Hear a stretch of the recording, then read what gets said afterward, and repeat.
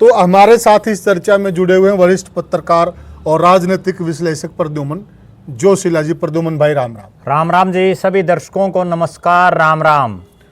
अगर राजनीति की दुनिया की बात करें तो साथियों, ओम प्रकाश चौटाला जी का निधन हुआ, उसके बाद से एक चर्चा ने बड़ा जोर पकड़ा कि आने वाले समय में जो बहुत बड़े नेता होते थे, जाट नेता ओम प्रकाश चौटाला जी, वह दुनिया को अलविदा कहकर चले गए हैं।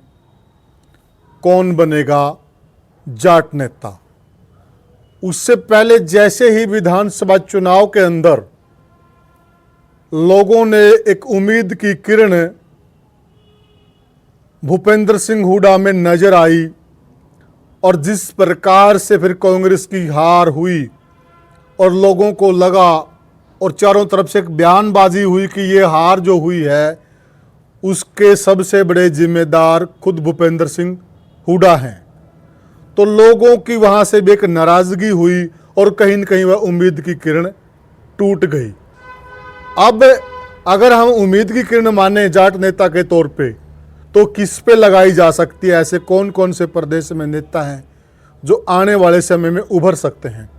और साथियों, हमारा जाट नेता से यह अभिप्राय नहीं कि केवल वो जाटों के नेता है, नेता सबका होता है। यहाँ हम जाट नेता कहकर क्यों पुकारें? क्योंकि वो जाट समुदाय से आते हैं। अब फिलहाल प्रदेश के मुख्यमंत्री नायाब सैनी हैं और वो अपने नाम के साथ सैनी लगाते हैं, इससे किसी को कोई आपत्ति नहीं है। तो उसी प्रकार से हम भी एक जाट नेता का एक टाइटल दे रहे हैं, तो वो इसलिए दे रहे हैं कि वो जाट समुदाय से आते हैं, नेता तो सभी के हैं। तो हमारे साथ इस चर्चा में जुड़े हुए हैं वरिष्ठ पत्रकार और राजनीतिक विश्लेषक प्रद्युमन जोशीला जी। प्रद्युमन भाई राम राम। राम राम जी। सभी दर्शकों को नमस्कार, राम राम। प्रद्युमन भाई, क्या लगता है कि जिस प्रकार से एक हुड्डा की तरफ से निराशा हाथ लगी लोगों को, और जिस उम्मीद से इस चुनाव में लोग लगे थे, लोकसभा में तो 5 सीटें कहीं न कहीं इसी आधार पर आई थी कि हुड्डा साहब एक बार से उभरेंगे और दोबारा से प्रदेश के मुख्यमंत्री बनेंगे, और यहाँ पर भी उम्मीद थी चौटाला फैमिली से भी लोगों की ये कि परिवार एक होगा, यह भी एक होते हुए नजर नहीं आ रहे हैं। तो आपको क्या लगता है कि जो ये एक बीच में रिक्ता बन गई है, इस रिक्ता को कौन लोग भर सकते हैं हरियाणा के अंदर?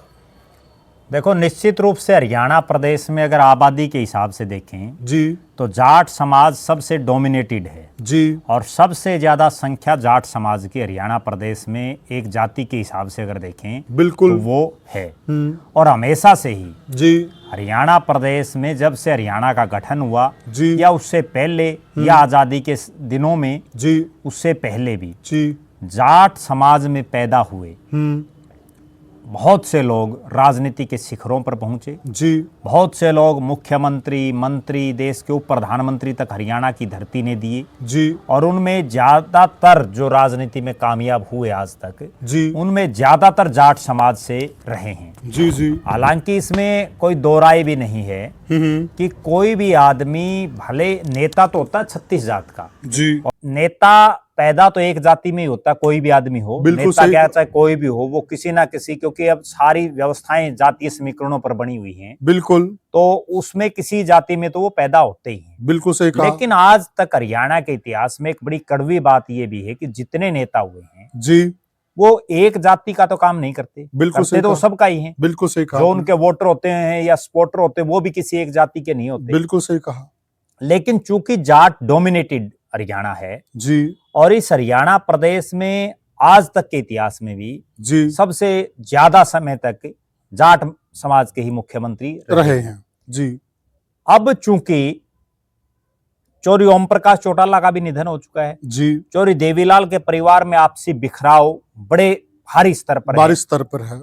चौरी भूपेंद्र सिंह हुड्डा को एक विकल्प के तौर पर लोग देख रहे थे, जी, लेकिन इस चुनाव में जिस ढंग से उन्होंने टिकट का वितरण किया जी, और जिस ढंग से चुनाव परिणाम आए, जी, उसके बाद भूपेंद्र सिंह हुड्डा से भी लोगों ने दूरी बनानी शुरू कर दी है, जी, और अब नहीं लगता कि वो भविष्य में सर्वाइव कर पाएंगे। जी, हरियाणा प्रदेश में जो तीसरा जाट परिवार बड़ा, चौरी बंसीलाल का परिवार, जी, उसमें भी कहीं कोई ऐसी उम्मीद दिखाई नहीं दे रही हम्म, कि कोई आगे मुख्यमंत्री का फेस बन सके जी, हरियाणा प्रदेश के संदर्भ में। जी, बिल्कुल।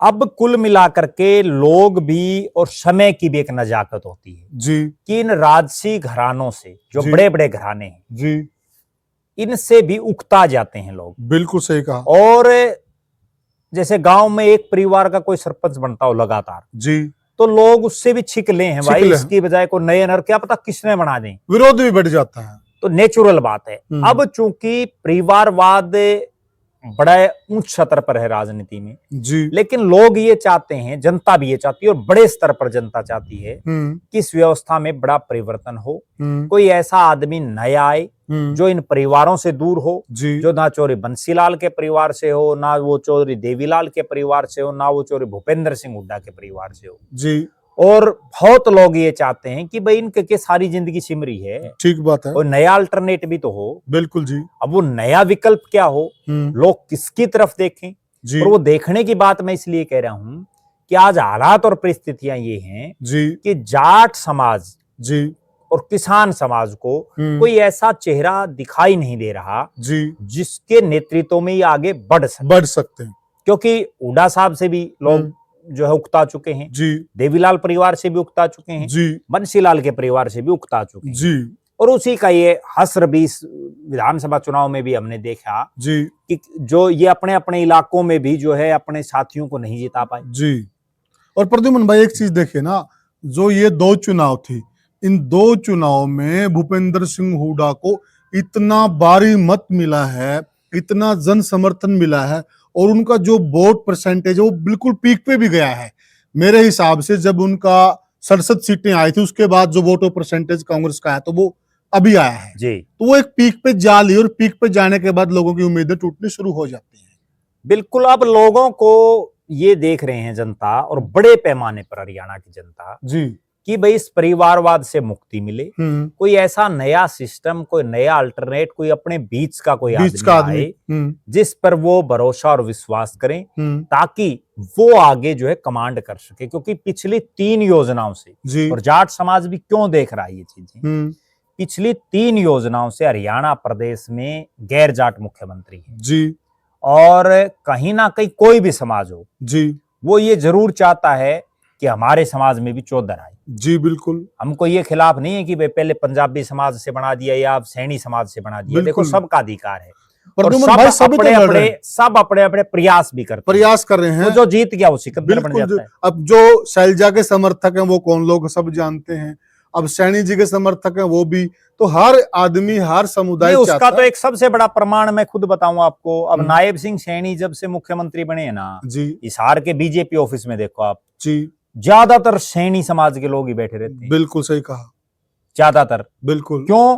क्योंकि उनका एक अपने जाति का अगर कोई भी आदमी बने, अपनी जाति का भी हो या अपने एरिया का कोई आदमी बने, तो उस चीज का एक अलग सा प्रभाव नेचुरल भी है। जैसे मैं दर्शकों को एक बात बताऊं, इसमें कोई वो नहीं। अब हम मान लो कर्नाटक में चले गए जी, और वहां हमें हरियाणा का कोई आदमी मिल गया तो एक अलग फील होता है। बिल्कुल सही कहा। वहां फिर हमें हिसार का कोई मिल गया, बिल्कुल और ज्यादा फील होता है। हमारे गोत्र, हमारी जाति का कोई मिल गया, बिल्कुल और ज्यादा सिस्टम हो जाता है। हमारे गोत्र का कोई मिल गया, हमारे गांव का मिल गया, बिल्कुल और ज्यादा अपनापन। बिल्कुल तो नेचुरली ये संसार का एक सिस्टम है। फॉरेन कंट्री में जाने के बाद भी ऐसा ही होता है। वहां अगर भारत का कोई मिल जाए तो वो बहुत बड़ी बात भाई लगता है वो। तो अब ये हालात है जी कि लोग किसकी तरफ देखें, क्योंकि फिलहाल जो ये तीनों परिवार थे ना, मैं ये भी बड़ी गंभीर मैं बात बता रहा हूँ, चाहे चौधरी देवीलाल का परिवार हो जी, चौधरी भूपेंद्र सिंह हुड्डा का और चौधरी बंसीलाल का परिवार हो जी, इन्होंने कभी किसी दूसरे जाट ने परिवार के बेटे को, भाई को, जाट समाज से आने वाले किसी आदमी को अपने पैरेलल पनपने नहीं दिया, और वो कोई नहीं पनपने देता। बिल्कुल। अब नायब सिंह सैनी ये थोड़ी ये चाहेंगे कि राजकुमार सैनी समाज के बड़े नेता थे जी, आज देखो वो कहाँ है। बिल्कुल सही कहा। सैनी साहब ये थोड़े चाहेंगे कि भाई राजकुमार सैनी भी मेरे पैरेलल हो जाए। बिल्कुल सही बोले। कोई भी जाति हो, तो कहीं ना कहीं कोई और ना उभर पाए जी, इसी सोच से बहुत से लोगों की टिकटें काटी गई, बहुत से लोगों के हलके बदले गए, बहुत से हलकों के जब परिसीमन हुआ तो उनको रिजर्व तक भी कर दिया गया, कई हलकों को तोड़ दिया गया। तो बहुत सिस्टम राजनीति में शाम दाम दंड भेद सब चीजें लगाई जाती हैं। अब हालात ये है कि प्रदेश में 2 मुख्य पार्टियां हैं जी, एक भारतीय जनता पार्टी, एक कांग्रेस पार्टी जी। और बाकी क्षेत्रीय पार्टियों में चौटाला साहब तो कभी यूं है नहीं, ठीक है, को मास्टर हुक्म सिंह को उस समय बना दिया, बनारसी दास गुप्ता को बना दिया, वो एक अलग दौर था। ठीक अब बात है। आज के दिन कोई नहीं देता कुर्सी, आज के दिन तो अपने बेटे को देंगे। बिल्कुल सही और उस कहा। समय भी उन्होंने तो धक्कत देनी पड़ी थी, नहीं तो देवीलाल वाली कुर्सी तो चोरी ओम प्रकाश चौटाला ने ली थी। बिल्कुल बिल्कुल। नहीं तो चौटाला साहब से काबिल उस समय और भी लोग थे, ठीक है, बिल्कुल सही, नहीं दे पाए। अब बीजेपी और कांग्रेस दो राष्ट्रीय पार्टियां हैं और आगे भी ये दिखाई दे रहा है कि दोनों में फाइट होनी है जी, क्योंकि बाकी तो चाहे जेजेपी हो, इनेलो हो, आम आदमी हो, ये तो तीसरे चौथे पांचवें की लड़ाई। बिल्कुल सही कहा। ठीक है, कहीं कोई बहुमत नहीं आए, कोई तीर लग जाए, वो एक अलग बात है। बिल्कुल सही कहा। अब उनमें सबसे पहले हम चर्चा करते हैं कि भारतीय जनता पार्टी जी और कांग्रेस जी, ये कौन हो सकता है। राष्ट्रीय पार्टी होंगी, दोनों राष्ट्रीय पार्टी होंगी। बीजेपी के पास अभी फिलहाल जितने जाट चेहरे हैं, उन्होंने जी। बहुत से जाट चेहरों को आजमा लिया। जी, ओम प्रकाश धनखड़ जी को प्रदेश का अध्यक्ष बनाया, जी। लेकिन वो कोई पैठ नहीं बना पाए, बिल्कुल। जाट समाज में ही नहीं बना पाए। बिल्कुल। सुभाष बराला को बनाया जी, उन्होंने भी कोई पैठ नहीं वो बना पाए। बिल्कुल सही कहा। उसके अलावा महिपाल ढांडा को उन्होंने मंत्री बनाया, जी, लेकिन महिपाल ढांडा भी पूरे प्रदेश के नेता नहीं बन पाए। कैप्टन अभिमन्यु, जी, कैप्टन अभिमन्यु को मंत्री बनाया, जी। उसके बाद वो 2 चुनाव हार गए। जी, एक शख्स ऐसा दिखाई दे रहा है भारतीय जनता पार्टी में जी, जो पिछली 3 योजनाओं से जी, लगातार देश की सबसे बड़ी पंचायत संसद में जीतता जा रहा है। जी, और वो उस इलाके से जीत रहा है जी, जिसमें जाटलैंड का एक बहुत बड़ा हिस्सा है। और चूंकि भारतीय जनता पार्टी को तो जाटोई पार्टी तो कहते नहीं, बिल्कुल। अगर जाटोई पार्टी कहने की कोई बात आए तो या तो कांग्रेस को या देवीलाल परिवार को कहते हैं। जी, उसके बावजूद वो जीत रहे हैं। और आज भी 5 सांसद हैं भारतीय जनता पार्टी के। जी, उन 5 में वो इकलौते जाट हैं। जी, वो नाम है चौरी धर्मवीर सिंह का। जी, और चौरी धर्मवीर सिंह का मूल गांव तालू, जी, भवानीखेड़ा हल्का, भिवानी जिला। और वो अपने जीवन काल में 4 बार विधायक बने, जी, 3 बार सांसद बने। बहुत लंबा उनका राजनीतिक जीवन, मंत्री भी रहे। जी, और वो इकलौते ऐसे शख्स भी हैं जी, जिन्होंने 3 पीढ़ियों को चुनाव हराया है। जी, उन्होंने चौरी बंसीलाल को चुनाव हराया, जी, चौरी सुरेंद्र सिंह को चुनाव हराया, जी, और उनकी बेटी श्रुति चौधरी को चुनाव हराया। जी, ये अलग बात है कि जो 87 का चुनाव था बाद में जब कोर्ट में चला गया, जी, जी, तो उसके बाद वहां से परिणाम कुछ और रहे, लेकिन वो मंत्री भी बने। और उनकी एक और बड़ी गजब बात है जिसके बारे में बहुत कम लोगों को पता होगा। जी, चौरी धर्मवीर सिंह एक ऐसे नेता हैं जो 2000 से लेके जी, और 2014 तक जी, 4 चुनाव में, बड़ी गंभीर बात बता रहा हूं, 4 चुनाव 4 अलग अलग हलकों से उन्होंने लड़े जी, और चारों बार जीते। जी, ये अपने आप में रिकॉर्ड की बात है।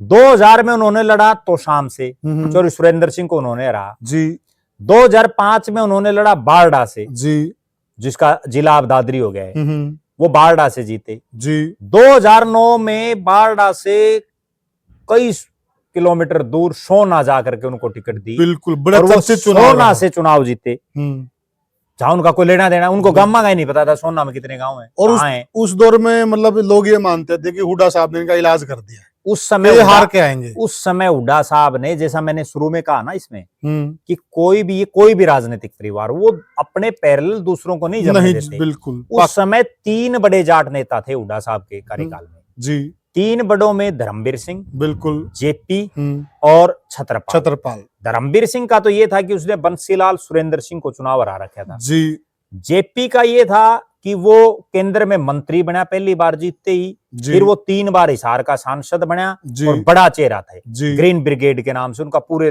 देश में रुका रोड़ा। बिल्कुल। छत्रपाल का इसलिए बड़ा नाम था कि उन्होंने चौरी देवीलाल को प्रधानमंत्री को हराया। बिल्कुल। और उसने, हुड्डा साहब ने तीनों का इलाज कर दिया। तीनों का इलाज ये किया कि छत्रपाल को तो दे दिया आंसी से, जो शहरी डोमिनेटेड सीट है, वो हार गए चुनाव। जी, जेपी को दे दिया आदमपुर से, जी, चौरे भजनलाल के गढ़ में वो भी हार गए।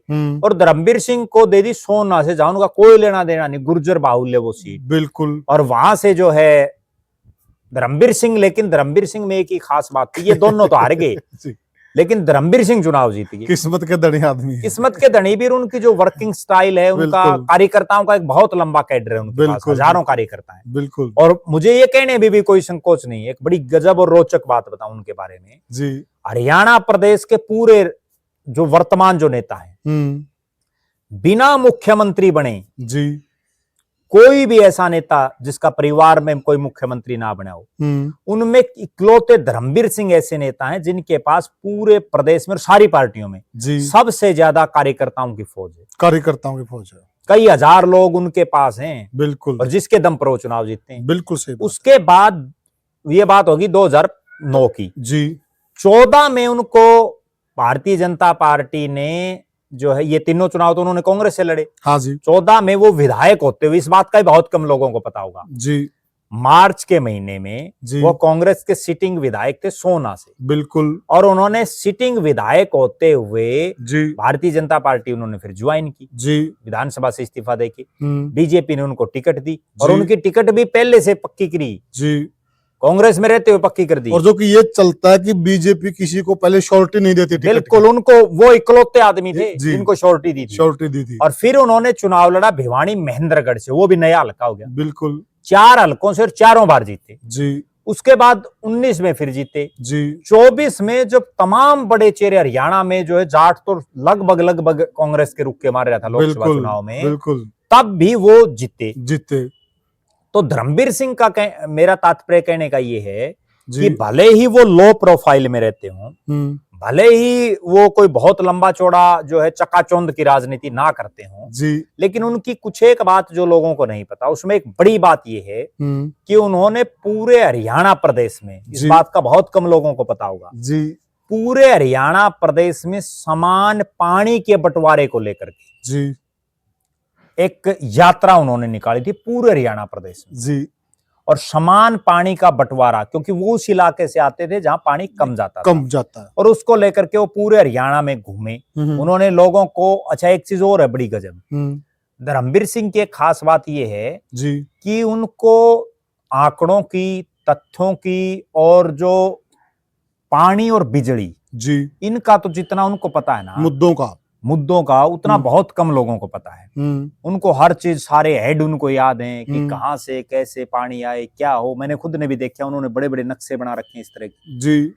तो धर्मवीर सिंह एक मजबूत विकल्प हो सकते हैं, और वो मजबूत विकल्प इसलिए हो सकते हैं जाट समाज के लिए, उनका गांव ताल्लू बवानी खेड़ा में होने के बावजूद, क्योंकि वो तो एससी रिजर्व सीट थी जी, और हमेशा से रही है वो, उसके बावजूद वो तोशाम से लड़े, वहां उनका जनाधार हुआ, बारडा से लड़े, सोना से लड़े, खुद का गांव बवानी खेड़ा जो हिसार लोकसभा में है, और भिवानी महेंद्रगढ़ पार्लियामेंट से वो खुद जो है तीसरी बार सांसद हैं। तो कहीं ना कहीं प्रदेश के 20 विधानसभा क्षेत्र में ऐसे मान रहा हूं लगभग, जिनमें धर्मवीर सिंह के कहीं कम वर्कर हैं, कहीं ज्यादा हैं, लेकिन 20 विधानसभा क्षेत्रों में उनके बंदे धर्मवीर सिंह का कहीं ना कहीं जो है प्रभाव है। और प्रद्युमन, एक भाई साहब एक बात देखिए ना, मतलब शायद हरियाणा की राजनीति के इकलौते ऐसे शख्स होंगे जी, जिनके पास कार्यकर्ताओं की इतनी बड़ी फौज है।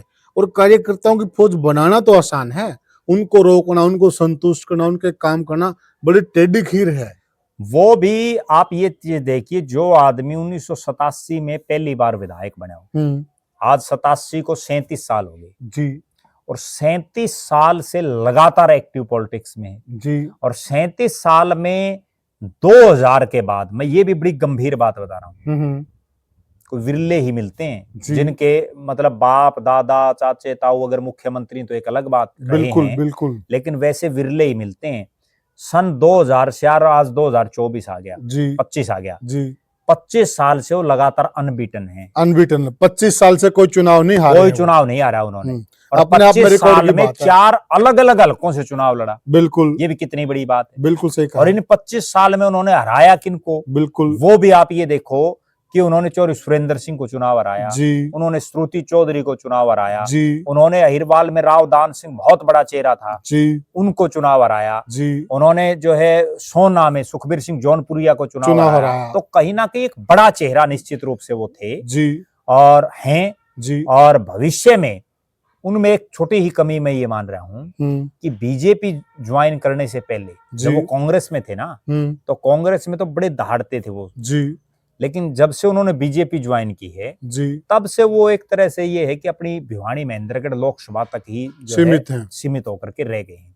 हो सकता है उनके आगे जो है उनको ना कोई उम्मीदें लग रही हों जी, लेकिन इन हालातों में जी, अब हालात जो बदले हैं इनमें कहीं ना कहीं धर्मवीर सिंह एक मजबूत चेहरा बन करके उभर सकते हैं अगर वो मेहनत करें तो, अगर वो प्रदेश में घूमे तो जी। अब जो दूसरे नेता जो उभर सकते हैं जी, वो दूसरे नेता खुद चूंकि अभी जाट समाज भी ये बड़े स्तर पर मान चुका है जी कि बीजेपी इतनी जल्दी हरियाणा से नहीं जाने वाली। सही कहा आपने। और वो जो नेता है वो हो सकता है जो मूल कैडर का वाजपेयी है, क्योंकि धर्मवीर सिंह तो मूल कैडर के नहीं, वो तो पहले तो देवीलाल की पार्टी में थे जी, देवीलाल की पार्टी के बाद वो कांग्रेस में चले गए जी, कांग्रेस के बाद वो बीजेपी में आ गए जी। जो अब जिस नेता की हम चर्चा कर रहे हैं जो एक विकल्प हो सकता है वो है कैप्टन अभिमन्यु जी। कैप्टन अभिमन्यु को चूंकि अभी तक भारतीय जनता पार्टी ने खुल करके बैटिंग करने का मौका अभी तक नहीं दिया है, बिल्कुल पूरे जीवन का, बिल्कुल सही कहा।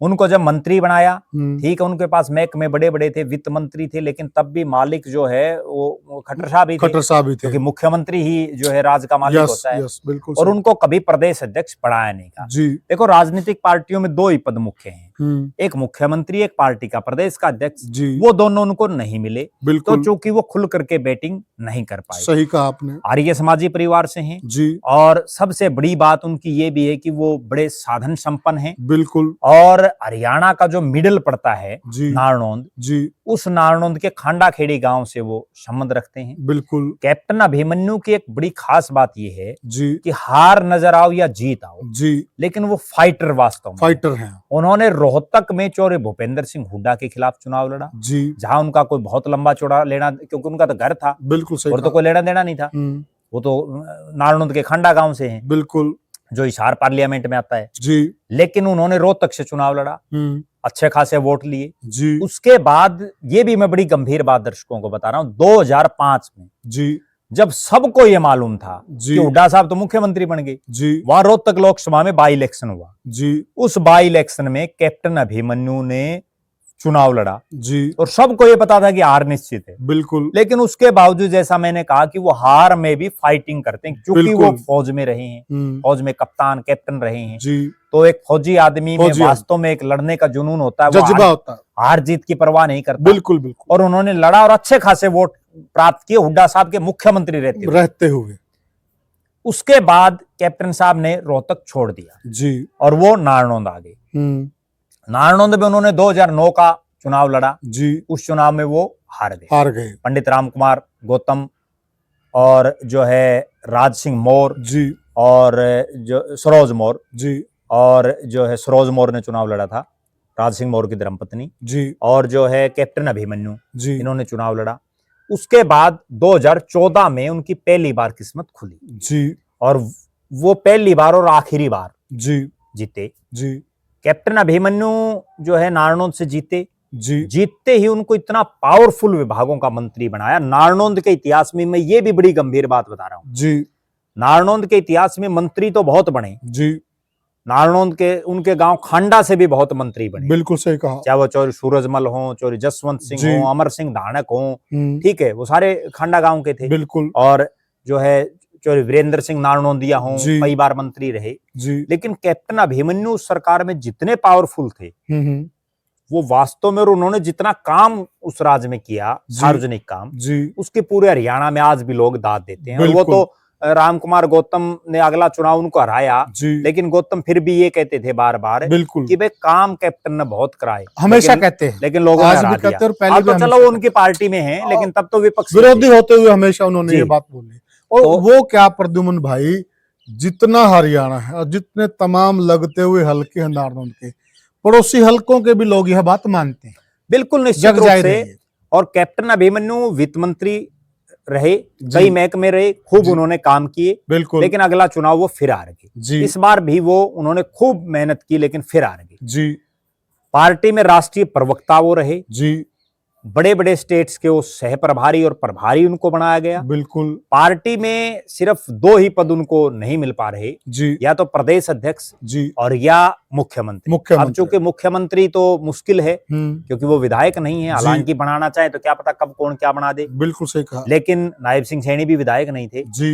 लेकिन अब चूंकि नया प्रदेश अध्यक्ष भी बनना है पार्टी का, बिल्कुल, तो पार्टी हो सकता है जिस तरह से मोहनलाल बड़ौली जी बड़े विवाद में फंसे हुए हैं जी और पार्टी के कई नेता ये मान रहे हैं कि उनको इस्तीफा दे देना चाहिए। बिल्कुल सही तो कहा। इस हालात में कैप्टन अभिमन्यु को पार्टी अगर आगे कर देती है जी तो वो भी जाट समाज में एक बड़ा चेहरा उभर सकते हैं। क्योंकि हरियाणा के उस इलाके से आते हैं वो, नारनौल, जींद, जुलाना, ये जो एरिया ये प्योर जाट लैंड है जी। और प्रद्युमन भाई एक चीज देखिए ना जी, एक हमेशा से हरियाणा की राजनीति में एक बात चलती रही है, चौधरी वीरेंद्र सिंह डूमरका के मार्फत ये बात बहुत चली है कि बांगर क्षेत्र से या इस क्षेत्र से मुख्यमंत्री नहीं बना जी। और जिस क्षेत्र से ये आते हैं तो ये सारा कवर होता है, यहाँ से बांगर भी कवर होता है, इसे थोड़ा आगे चलोगे आप खादर शुरू हो जाता है, इधर आए तो बागड़ी बेल्ट शुरू हो जाती है।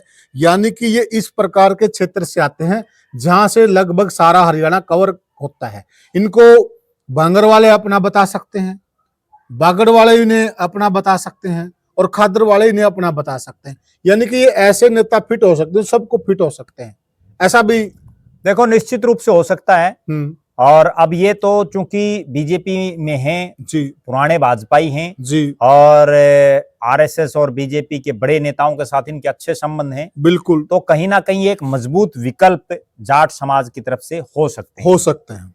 अब जो तीसरा नाम है जी, क्योंकि हमने बीजेपी के 2 नेताओं की चर्चा कर ली, तो तीसरे जो नेता है वो हम कांग्रेस से ले रहे हैं जी। और वो एक ऐसे नेता हैं जो दल बदल के सबसे बड़े माहिर खिलाड़ी, क्या बात है, और जिन्होंने अपने बिल्कुल साधारण परिवार से उठ करके जी हरियाणा प्रदेश के अलग अलग विधानसभा क्षेत्रों से चुनाव लड़ा। 1 दर्जन के आसपास उन्होंने और उनके परिवार ने चुनाव लड़े जी। कई बार हारे भी, कई बार जीते भी जी। बड़े बड़े धुरंधरों को उन्होंने सीधी चुनौतियां दी जी। और वो अपना, ये भी मैं बड़ी गंभीर बात, और जो बोले डंके की चोट पे बोलते हैं, उन्होंने अपने जीवन का पहला चुनाव जब लड़ा, पहला चुनाव लड़ने के बाद जी वो सीधे केंद्र में मंत्री बने। बहुत बड़ी बात, जो बहुत बड़ी बात है, एक युवा का जी जी। वो हैं जयप्रकाश जेपी, जो हिसार से 4थी बार सांसद बने हैं।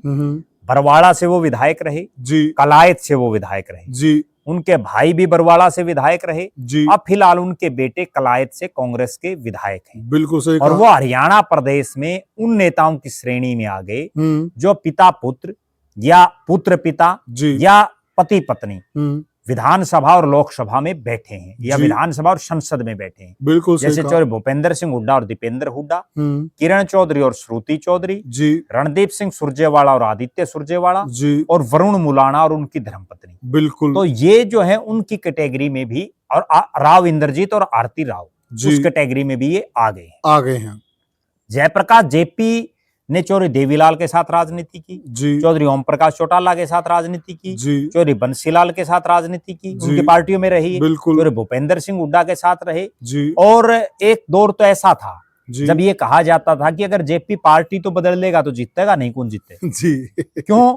क्योंकि उन्होंने जब पहला चुनाव लड़ा 89 में जी, तब देवीलाल की पार्टी से वो जीते। बिल्कुल। उसके बाद वो 96 में बंसीलाल की पार्टी से जीते जी। फिर वो जाकर के 2004 में कांग्रेस से जीते जी। और कहीं बीच में अगर इन्हीं पार्टियों से लड़ लिया तो हार जाते थे जी। उसके बाद उन्होंने ये देखो चौधरी वीरेंद्र सिंह जैसे शख्स को उन्होंने हराया। उन्होंने चौधरी भजनलाल की टक्कर में चुनाव लड़ा जी। उन्होंने कुलदीप बिश्नोई की टक्कर में चुनाव लड़ा जी। उन्होंने भव्य बिश्नोई की टक्कर में चुनाव लड़ा। हालांकि ये भी एक बड़ा संयोग है कि जैसा हमने इस वीडियो के शुरू में बताया कि धर्मवीर सिंह ने तो 3 पीढ़ियों को हरा रखा है जी। और यहाँ 3 पीढ़ियों ने जेपी को हरा रखा है। ये भी एक बड़ा अचंभा है जी कि चौधरी भजनलाल, कुलदीप बिश्नोई और भव्य बिश्नोई तीनों ने जेपी को हरा रखे हैं जी। लेकिन जेपी ने ग्रीन ब्रिगेड बनाई वीपी सिंह के चुनाव में, पूरे देश में वो चर्चित रहे। बिल्कुल। और उनका जो है, मैं ये मान रहा हूं कि कैथल से, जींद से, हिसार से, ये जो 3 जिले हैं जी, और भिवानी, इन 4 जिलों में जेपी का अपना एक मजबूत वोट बैंक है। बिल्कुल सही। और जेपी के पास भी कार्यकर्ताओं की लंबी चौड़ी फौज है। जयप्रकाश जेपी की सिर्फ एक कमी ये रही कि वो एक ठिकाने पर टिक नहीं पाए। जी अब तो पिछले कुछ साल से कांग्रेस में हैं, लेकिन बीच में जब कांग्रेस ने उनकी टिकट काट दी जी तो निर्दलीय चुनाव उन्होंने लड़ लिया। बिल्कुल सही कहा। लेकिन इतना जरूर है कि इस चुनाव में विपरीत हालातों में भी, जी जब लगभग कांग्रेस के भी बहुत से नेताओं ने उनका सही ढंग से साथ नहीं दिया था, जी तब भी उन्होंने चौधरी देवीलाल के बेटे चौधरी रणजीत सिंह को चुनाव हराया। जी और यहाँ जो कांग्रेस के बड़े नेता थे, चाहे चौधरी बीरेंद्र सिंह का परिवार हो, कुमारी शैलजा हो, रणदीप सिंह सुरजेवाला हो, ये जो बड़े चेहरे थे, जी इन्होंने भी उस सत्र पर उनकी कोई मदद भी नहीं की। बिल्कुल सही कहा। उसके बावजूद वन मैन आर्मी के तौर पर उन्होंने चुनाव लड़ा जी और चुनाव वो जीते। जी और उसके बाद कलायत में भी उन्होंने विपरीत हालातों में, बिल्कुल कलायत में भी उन्होंने जीत दर्ज की। तो निश्चित रूप से जयप्रकाश जेपी जी कांग्रेस की तरफ से अगर उनको आगे कर दिया जाए जी तो वो एक चेहरा हो सकते हैं, क्योंकि सक्रिय राजनीति आज जो कांग्रेस के 5 सांसद हैं उनमें एक दीपेंद्र हुड्डा है और दूसरे जो जाट हैं जी वो जयप्रकाश जेपी हैं। जी तो कहीं ना कहीं उनको अगर आगे किया जाए जी तो वो, चूंकि उनकी एक कहावत भी बड़ी प्रचलित है कि वो थापी मार के आदमी को अपने पक्ष में कर लेते हैं। प्रद्युम्न भाई इसमें एक देखो, चीज और भी जोड़ राजनीति सकते में आदमी किसी भी तरह से किसी को पक्ष में करे, वो थापी मार के करते हैं, ये भी तो एक हुनर है। यही तो जी। मैं कह रहा था प्रद्युम्न भाई, जी जब चौधरी बंसी लाल हवीपा की सरकार थी जी और चौधरी बंसी लाल मुख्यमंत्री थे, तो उस वक्त का एक किस्सा सुनने में आता है कि अटेंशन सीकर हैं, जी जहां पर भी जाते हैं इनको अटेंशन मिल जाती है। जी तो उस वक्त मुख्यमंत्री के कमरे के बाहर छोटी लाइन और इनके कमरे के बाहर बहुत लंबी चौड़ी लाइन थी। यानी कि लोगों में उस वक्त और आज भी काफी सारे लोग ये मानते हैं कि जयप्रकाश जी के पास चलते हैं, जयप्रकाश जी हमारी सुनेंगे और हमारा काम करेंगे और हमारे तरीके से हमारी बात रखेंगे। मुख्यमंत्री से न मिलकर लोग इनसे मिलना प्राथमिकता देते थे। देखो, जयप्रकाश जेपी की खास बात यह है कि वो जीरो से उठे हैं और अपने जो पूरा उनका राजनीतिक जीवन काल है 35 साल का, जी उस 35 साल में उन्होंने बहुत संघर्ष किया है, बिल्कुल। जेल तक भी गए हैं वो। बिल्कुल सही अब कहा। वो जेल में भी उनके, जब वो जेल गए तो उनके ऊपर ऐसे आरोप लगाए गए थे जी जो कोई छोटा मोटा आदमी पे भी नहीं लगते। बिल्कुल सही ठीक बोला। है, कोई पंखा चोरी, कोई घड़ी चोरी, कोई इस तरह के थे वो मामले। जी जी और मुझे क्या आज कसूर भी, था इस आदमी का? मुझे आज भी वो दिन पोस्टर। याद है जब हिसार के जो पुराना गवर्नमेंट कॉलेज मैदान है, अब तो वहां बहुत से शोरूम बन गए जी, वहां एक रैली हुई थी जी और मैं उसमें खुद प्रत्यक्षदर्शी था। वो जब जेपी को जेल में थे और वो जेल से जब निकले थे ना, जी जी वहां हजारों बिल्कुल, हम भी मौजूद थे बड़ा वहां। हुजूम था वहां जी और उस समय धर्मवीर सिंह भी ने भी बड़ा कड़ाकेदार भाषण दिया था। बिल्कुल तो उस समय जेपी एक बहुत बड़ा चेहरा बन चुके थे। बिल्कुल। हाँ, ये भी एक खास बात है कि ये जो बाकी धर्मवीर सिंह की बात है, जैसे वो अपने परिवार में और किसी को नहीं बना पाए, जी लेकिन जेपी की एक खास बात ये है कि अपने परिवार से 2 लोगों को उन्होंने विधायक भी बनाया। बिल्कुल सही बात। उन्होंने अपने भाई को विधायक बनाया, अपने बेटे को विधायक बनाया। जी तो राजनीतिक गट्स तो उनमें है। बिल्कुल। अगर उनको पार्टी थोड़ी सी डोज दे, जी उनको अगवानी दे, जी तो निश्चित रूप से वो एक बड़े चेहरे के रूप में उभर सकते हैं। जी, बिल्कुल सही कहा। तो कुल मिलाकर के ये कहा जा सकता है जी कि हरियाणा प्रदेश में जो परिवारवाद की जो प्री पार्टी है, जो बड़े बड़े राजसिक खानदान हैं, जी जी उनको छोड़ करके भी जनता कोई नया विकल्प चुन सकती है, सकती बड़ी है, बात बड़ी है। और बात इन 3 के अलावा, जी जरूरी नहीं ये 3 ही, जी इन 3 के अलावा भी बहुत से नेता और हैं, जी कोई नया विकल्प भी पैदा किया जा सकता है, कोई बड़ी बात नहीं है। अब बिल्कुल सही दिल्ली कहा। में अरविंद केजरीवाल को कौन जानता था? कौन जानता था? अन्ना हजारे की मूवमेंट से पहले वो भी तो एक नया विकल्प पैदा हुआ था। बिल्कुल बिल्कुल। तो नया विकल्प भी कोई बन सकता है, कोई बड़ी बात नहीं है। बिल्कुल कोई बिल्कुल। नया ऐसा युवा, कोई जी जुनूनी युवा जी अगर आज से ये शुरू कर दे कि भाई मैं तो घर बार सब छोड़ करके बिल्कुल और जो है पूरे हरियाणा प्रदेश में घूमना शुरू करे, वो भी नेता बन सकता है। बिल्कुल बहुत बने हैं ऐसे। बिल्कुल। साथियों, बिल्कुल सही कहा प्रद्युम्न भाई ने। हार्दिक पटेल ने पूरे देश की राजनीति को और गुजरात की राजनीति को हिलाकर रख दिया था। अगर कोई युवा जज्बे और जोश के साथ निकले और उसका एक ही जुनून हो, मुझे समाज सेवा करनी है, कोई भी आगे आ सकता है। और कुछ नामों की हमने चर्चा की कि यह नाम भविष्य में आगे बढ़ सकते हैं और पार्टियां भी इन पर विचार कर सकती हैं नए विकल्प के तौर पर। आपको हमारी यह चर्चा कैसी लगी और आप क्या मान के चलते हैं, इन चेहरों में से कौन चेहरा आगे जाट नेता के रूप में स्थापित हो सकता है, हमें कमेंट सेक्शन में जरूर बताइएगा। और वीडियो को ज्यादा से ज्यादा शेयर कीजिएगा और चैनल को सब्सक्राइब कीजिएगा फिर मिलेंगे किसी और वीडियो में, तब तक के लिए राम राम।